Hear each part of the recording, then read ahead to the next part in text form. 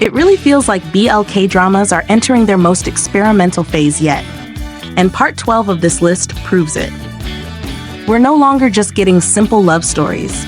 We're getting second chances, messy friendships turning into something more, chaotic campus romances, fandom culture mixed with real-life love, and even full-on multi-love entanglements.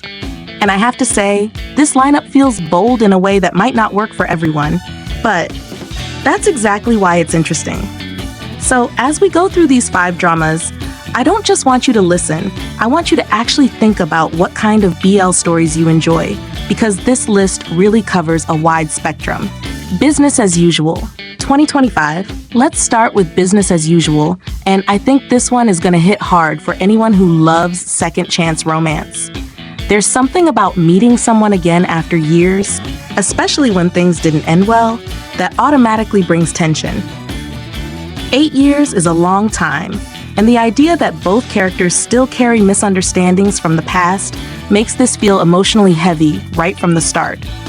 What I really like about this premise is that it doesn't pretend love is easy. Sometimes timing is wrong, sometimes people don't communicate properly, and sometimes you don't realize what you had until it's gone. But here's what I'm wondering. Do you think second chance romances are more satisfying than first love stories? Or do they sometimes feel repetitive? For me, it really depends on how much the characters have grown. If they come back as the same people, then what's the point?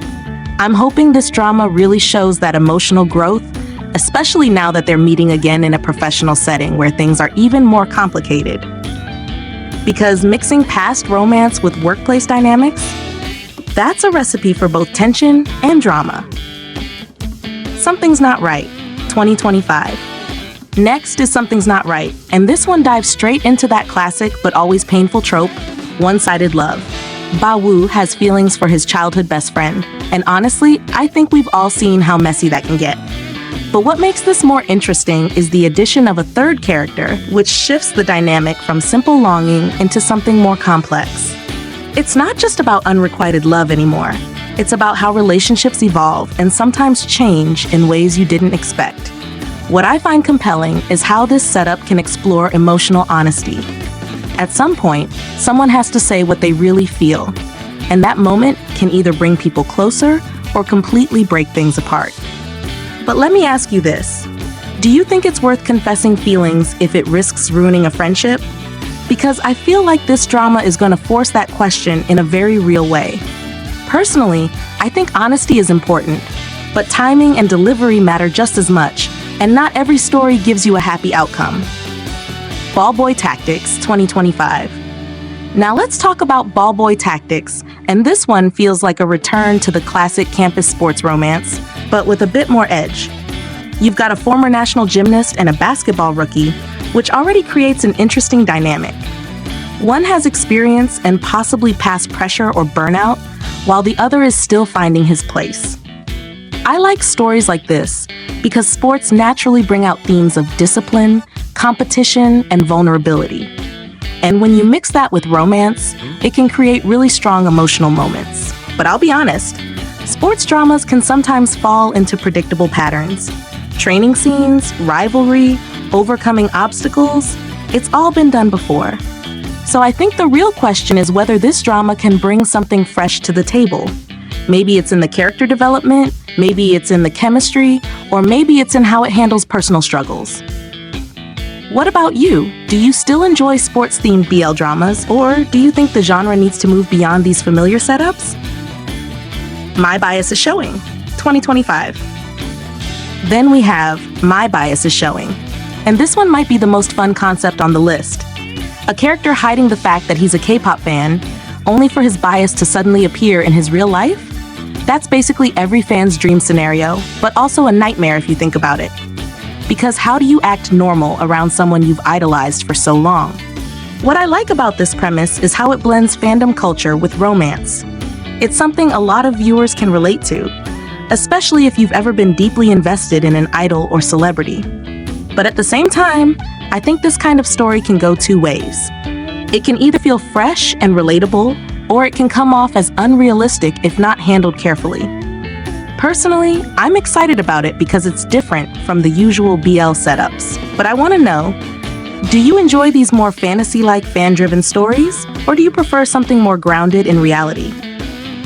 Peach Trap, 2025. Finally, let's talk about Peach Trap, and this one is just pure chaos in the best way. One character, 3 different men, and a rom-com setup?